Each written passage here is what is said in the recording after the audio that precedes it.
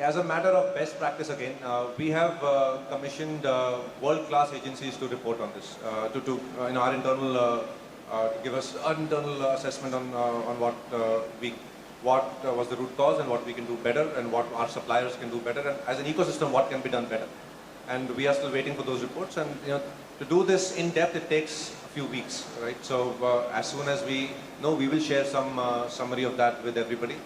And we might also, as a matter of just abundant caution, do some recall of some batches around that, just so that consumers feel confident that everything is taken care of. Because our intent and the government's intent and the industry's intent is to make sure the consumer confidence in electrification is enhanced, right? So you will hear more from us in due course as some of these efforts that we've put in are completed, right? How will you respond to not only one, but now in the past few days we have seen a lot of incidents in EVs happening. Do you think the aim, which obviously the government also has, OLA also shares the aim, will deter, given the fact that safety has been raised as a concern in EVs and there have been a lot of news and videos which are going viral?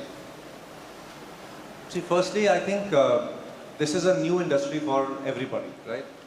The adoption curve is skyrocketing, and hence these instances are coming to light, and everybody has a laser sharp focus on them, right? Which is okay.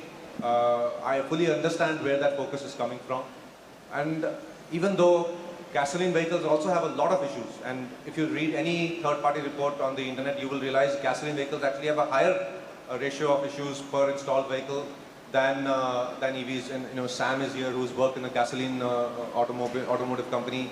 Jose, if you ask them as experts, they will tell you their perspective on how these incidents happen in gasoline. But we as a society have become used to it because we've been living with it for decades, for centuries.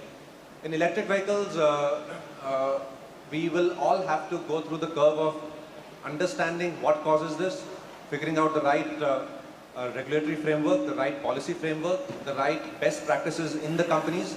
So it's important that the government and industry work together to evolve the right level of policy. What I said, to the other gentleman's question, that the right policies have to be developed, and we are a full supporter of that.